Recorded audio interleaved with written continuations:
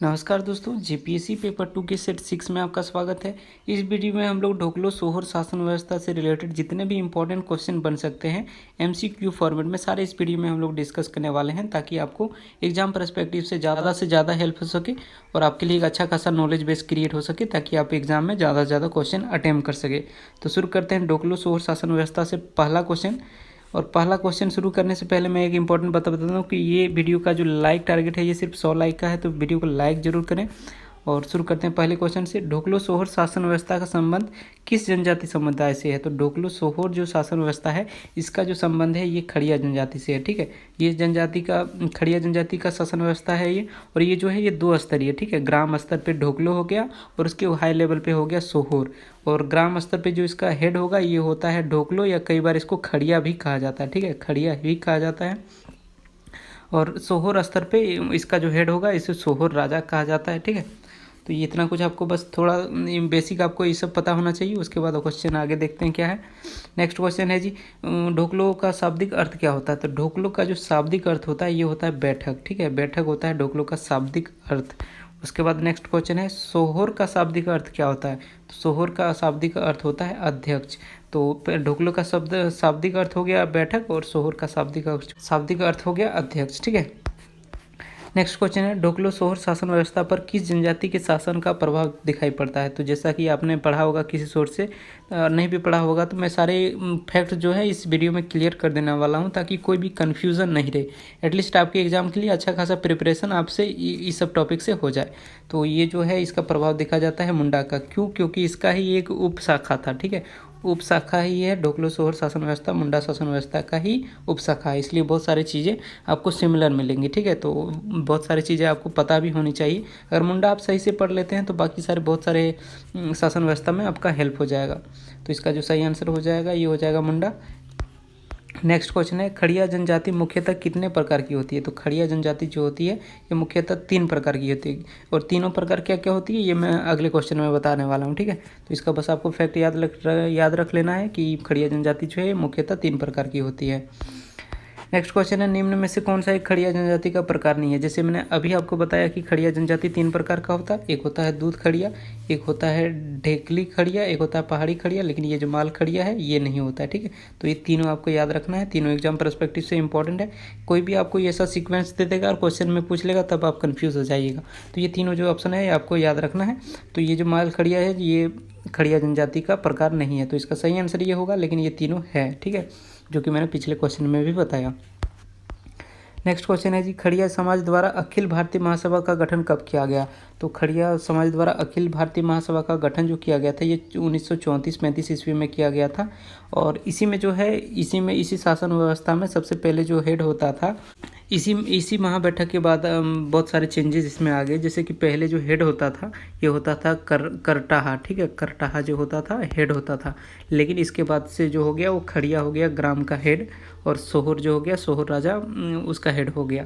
पहले खड़िया होता था, ये मेन बॉडी होता था, यही सबसे इम्पोर्टेंट होता था, लेकिन ये सहायक के रूप में काम करने लग गया खड़िया में। तो इसका जो आंसर है ये हो जाएगा 1934-35। 3 नंबर आपको याद रखना है। नेक्स्ट क्वेश्चन है, 1934-35 ईस्वी में खड़िया समाज द्वारा गठित अखिल भारतीय महासभा को किस नाम से जाना गया? तो अखिल भारतीय महासभा जो था वो जाना जाता था सोहर नाम से। ठीक है, सोहर जो है इसका सही आंसर हो जाएगा। नेक्स्ट क्वेश्चन है, 1934-35 ईस्वी में गठित ढोकलो सोहर महासभा में संबंध में निम्न में से कौन सा कथन सत्य है? ठीक है, यहाँ आपको नोटिस करना है ये सत्य है। पहला ऑप्शन है, इसमें जाति प्रथा का समर्थन किया गया। जी ये ऑप्शन आपका सही है बिल्कुल। फिर नेक्स्ट ऑप्शन है, इसने पंचायती राज व्यवस्था का विरोध किया। जी ये भी ऑप्शन आपका सही है। ढोकलो सोहर शासन व्यवस्था का जो महासभा हुआ था जिसका नाम सोहर था, उसने पंचायती राज व्यवस्था का विरोध किया था। तो दोनों कथन जो है ये सही है। तो यहाँ पे ऑप्शन है तीसरा नंबर, दोनों कथन सत्य है दोनों असत्य है। तो जी तीसरा नंबर से आपका सही हो जाएगा ऑप्शन। इसका जो आंसर हो जाएगा ये 3 नंबर हो जाएगा। ठीक है, क्या है? तो नेक्स्ट क्वेश्चन है, खड़िया जनजाति में महतो के संबंध में कौन सा कथन सत्य नहीं है? ठीक है, सही नहीं है, ये आपको बताना है। तो यह गांव का मुखिया होता था। जी ये ऑप्शन सही है। यह पद वंशानुगत होता है। ये भी ऑप्शन सही है। और ये जो हो गया आपका इसे सॉरी यहाँ पे थोड़ा स्पेलिंग मिस्टेक है तो आप सही कर लेना। इसे गांव की सहमति से हटाया भी जा सकता है। ठीक है, ये भी ऑप्शन आपका सही है। वंशानुगत होता था पद, लेकिन गांव वालों की सहमति से। ढोकलो सोहर शासन व्यवस्था में मोस्टली जो पद होता है ये गांव वालों की सहमति से हटाया जा सकता था, लेकिन बहुत सारा पद वंशानुगत भी होता था। वंशानुगत होने के बावजूद भी उसे हटाया जा सकता था। अगला ऑप्शन है यह शासन व्यवस्था में साथ साथ धार्मिक कार्य करता है। जी नहीं, धार्मिक कार्य यह नहीं करता था। तो ये जो सही नहीं है, ये ऑप्शन आपका सही हो जाएगा इसके अनुसार। ठीक है, क्योंकि क्वेश्चन पूछ रहा है कौन सा सही नहीं है, तो ये सही नहीं है, तो इसका आंसर जो है ये 4th नंबर हो जाएगा। नेक्स्ट क्वेश्चन है, पहाड़ी खड़िया में गांव का निम्न में से प्रधान कौन होता है? तो पहाड़ी खड़िया में जो गांव का प्रधान होता है ये महतो होता है। ठीक है, ये ऑप्शन आपका सही हो जाएगा फर्स्ट वाला। पहाड़िया खड़िया गांव का धार्मिक प्रधान निम्न में से कौन होता है? तो पहाड़िया खड़िया गांव का धार्मिक जो प्रधान होता है ये होता है डिहोरी। ठीक है, ये 4th ऑप्शन जो है ये आपका सही हो जाएगा। इसका जो धार्मिक प्रधान होता है पहाड़िया खड़िया गांव का धार्मिक प्रधान ये डिहोरी होता है। 4th नंबर ऑप्शन आपका सही हो जाएगा। लेकिन पहाड़िया खड़िया गांव का प्रधान जो होता है ये महतो होता है। ठीक है, तो नेक्स्ट वाला क्वेश्चन जो मैंने बताया ये महतो होता है हेड और धार्मिक प्रधान होता है डिहोरी। फिर नेक्स्ट क्वेश्चन, खड़िया शासन व्यवस्था में करटाहा से संबंध में कौन सा कथन सही है? ठीक है, तो ये क्वेश्चन को देख लेते हैं। ये पहला ऑप्शन है यह शासन का संचालन में प्रमुख भूमिका निभाता है। जी, ये ऑप्शन सही है, ये प्रमुख भूमिका निभाता है। उसके बाद है यह पद गांव के किसी ईमानदार या न्यायप्रिय, ठीक है, न्यायप्रिय हो जाएगा यहाँ, न्यायप्रिय व्यक्ति को दिया जाता है। ये ऑप्शन भी आपका सही हो जाएगा। महतो द्वारा इस पद हेतु किसी उपयुक्त व्यक्ति का चयन किया जाता है। जी नहीं, ये ऑप्शन जो है ये गलत हो जाएगा। उसके बाद है इस पद पर नियुक्त होने वाला व्यक्ति का चयन 20-25 गांव के द्वारा मिलकर के पंचायत द्वारा मिलकर किया जाता है। ये ऑप्शन भी है जो है आपका सही हो जाएगा। तो ये तीनों ऑप्शन सही हो जाएगा। यहाँ क्वेश्चन एक्चुअली होना चाहिए कौन सा सही नहीं है, कौन सा कथन सही नहीं है। ठीक है, या नहीं है ये जो होता है ये तीसरा नंबर हो जाता है। महतो द्वारा इस पद पर किसी उपयुक्त व्यक्ति को नहीं चुना जाता है, इसका जो ऑप्शन है ये हो जाएगा। ये तीनों सही है, यानी कि ऑप्शन थोड़ा सा मिस्टेक हो गया है, तो आप अपने हिसाब से मैनेज कर लेना। यहाँ पे तीसरा ऑप्शन सही हो जाएगा, कथन सही नहीं है। ठीक है, कौन सा कथन सही नहीं है, तो उसका जो है ऑप्शन 3 नंबर सही हो जाएगा। नेक्स्ट क्वेश्चन है, ढोकलो सोहर शासन व्यवस्था में निम्न में से कौन अपने गांव से संबंधित घटनाओं तथा समस्याओं का सूचना सोहर तक पहुंचाता है? तो गांव से संबंधित जो घटना या समस्या का जो पहुंचाने का काम करता है वो किया जाता है करटाहा के द्वारा। ठीक है, सबसे पहले 1934-35 से पहले, ठीक है, 1934-35 से पहले यही हेड होता था, लेकिन उसके बाद जो है खड़िया जो हो गया वो हो गया गाँव का हेड, उसके बाद हो गया सोहर जो है उसके पास जो सूचना पहुंचाने का काम करता है ये करटाहा करता है। करटाहा का और एक दो काम होता है जो कि इम्पोर्टेंट होता है, जैसे कि गांव का नेता होता है, ये बैठक बुलाने या समस्या का समाधान करने का काम यही करता है, शुद्धिकरण का काम भी यही करता है। ठीक है, 1935 से पहले ये पद इम्पोर्टेंट था, लेकिन बाद में जब महासभा गठित हुआ उसके बाद से थोड़ा बहुत इसका जो पद है ये चेंज हो गया। नेक्स्ट क्वेश्चन है, ढोकलो सोहर शासन व्यवस्था में निम्न में से कौन से विभिन्न विवादों के फैसले से राजा को अवगत कराता है? तो ढोकलो सोहर शासन व्यवस्था में जो है विवादों के फैसले से राजा को जो अवगत कराता है, राजा कौन है?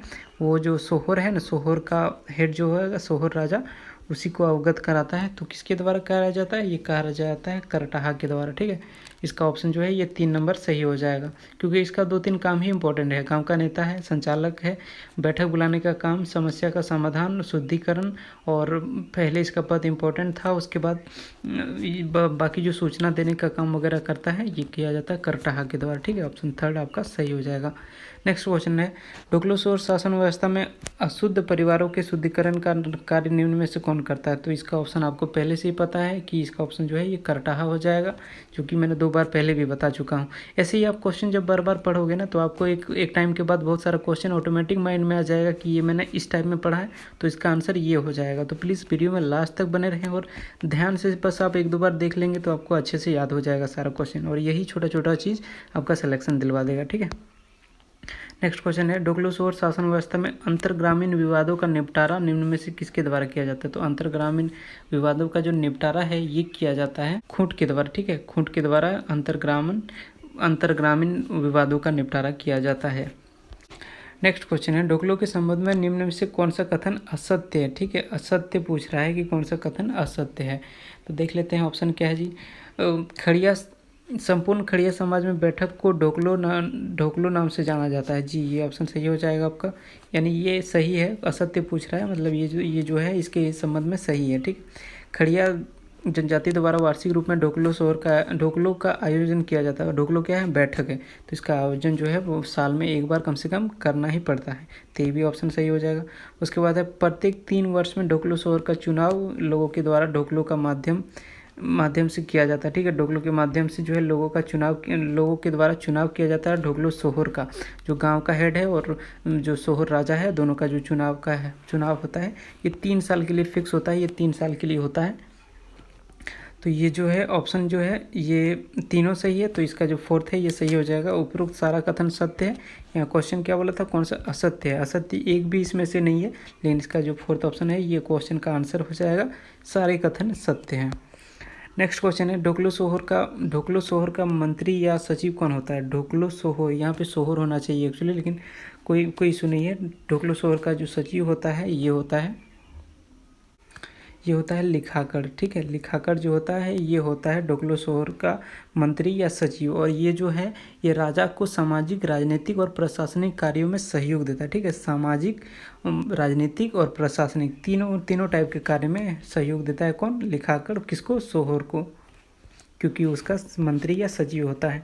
नेक्स्ट क्वेश्चन है, ढोकलो सोहर शासन व्यवस्था निम्न में से कौन राजा का खजांची होता है? तो खजांची क्या होता है? ये फाइनेंस टाइप का एक पद होता है। ठीक है, फाइनेंस यानी कि जो पैसे का हिसाब किताब रखता है वही होता है खजांची। ये होता है तिजोकड़। ठीक है, तिजोकड़, कई बार आपको तिजोकड़ भी लिखा मिल जाएगा, तो थोड़ा बहुत कन्फ्यूज, ऑलमोस्ट स्पेलिंग सेम होगा हर जगह, लेकिन थोड़ा बहुत चेंजेस होगा, तो आपको छोटे छोटा बात पे कन्फ्यूज़ नहीं होना है। तो वो खजांची यानी कि फाइनेंस मिनिस्टर टाइप का मान लीजिए, वो ऐसा तो नहीं कर सकते, लेकिन ये मान के चलिए कि ये होता है, क्योंकि आपको अच्छे से समझ में आना चाहिए बस। तो खजांची जो होता है ये ढोकलो सोहर शासन व्यवस्था में होता है राजा का। तिजोकड़ जो होता है ये खजांची होता है। ठीक है, पैसे का हिसाब किताब उसका काम होता है मेन। नेक्स्ट क्वेश्चन है, ढोकलो सोहर शासन व्यवस्था में निम्न में से कौन राजा का सलाहकार होता है? तो राजा का जो सलाहकार होता है ये होता है देवान। ठीक है, देवान जो है ये राजा का सलाहकार होता है। ठीक है, 2-3 इंपॉर्टेंट आपको याद ही रखना होगा, क्योंकि क्वेश्चन जो है बस यहीं कहीं से भी पूछ लिया जाएगा, ज़्यादा डीप में उस प्रकार नहीं पूछेगा जो आपने पढ़ा ही नहीं। यही सब जो पढ़ा है यहीं से कहीं पूछ लिया जाएगा। हो सकता है कि थोड़ा फॉर्मेट आगे पीछे हो, बट उसके लिए आपको टेंशन लेने की ज़रूरत नहीं है। आप अच्छे से पढ़ लेंगे, सारा आपको याद रह जाएगा, और एग्ज़ाम में आप अच्छे से अटैम्प्ट भी कर सकते हैं। नेक्स्ट क्वेश्चन है, ढोकलो सोहर शासन व्यवस्था में पाहन का पद होता है। तो पाहन का जो पद होता है जी ये वंशानुगत पद होता है। इस शासन व्यवस्था में बहुत सारा पद जो होता है वंशानुगत होता है, लेकिन लोगों की सहमति से उसे हटाया भी जा सकता है। और ढोकलो और सोहर का जो पद होता है ये होता है 3 साल के लिए फिक्स। उसके बाद पाहन का जो पद होता है ये वंशानुगत होता है, लेकिन इसको हटाया जा सकता है लोगों की सहमति से। ठीक है, नेक्स्ट क्वेश्चन है, ढोकलो सोहर शासन व्यवस्था में पाहन को दी जाने वाली भूमि क्या कहलाती है? तो पाहन को दी जाने वाली भूमि पहनाई भूमि कहलाती है, जो कि मैंने पिछले कई सारे शासन व्यवस्था में भी इसके बारे में जिक्र किया था। तो ऑप्शन 2 जो है ये आपका सही हो जाएगा, पाहन को दी जाने वाली भूमि पहनाई भूमि। नेक्स्ट क्वेश्चन है, ढोकलो सोहर शासन व्यवस्था में गांव का धार्मिक प्रधान कौन होता है? तो गांव का जो धार्मिक प्रधान होता है ना ये होता है पाहन। ठीक है, पाहन या कालू, कई बार आपको ये 2 टाइप का नाम लिखा मिल जाएगा, मतलब एक ही नहीं मिलेगा, कोई ऑप्शन में दोनों में से कोई एक, लेकिन कन्फ्यूज़ नहीं होना है, दोनों एक ही है। तो इसका ऑप्शन ए नंबर सही हो जाएगा। पाहन जो है ये धार्मिक प्रधान होता है किसका? ढोकलो सोहर शासन व्यवस्था में। ये बस इतना ही कुछ इंपॉर्टेंट क्वेश्चन इससे बन सकता था, और इससे ज़्यादा वो आपको डीप में जाने की ज़रूरत नहीं पड़ेगी। और अगर पड़ेगी तो मैं नया वीडियो बना देने वाला हूँ, तो प्लीज़ वीडियो में लगातार बने रहें और चैनल को सब्सक्राइब कर लें, ताकि आपको कुछ ना कुछ हमेशा नया सीखने को ही मिलेगा। अभी नहीं तो बात के लिए भले ही यूज़ हो जाए। तो प्लीज़ वीडियो में लास्ट तक बने रहने के लिए धन्यवाद। Thank you for watching. Stay healthy. God bless you all.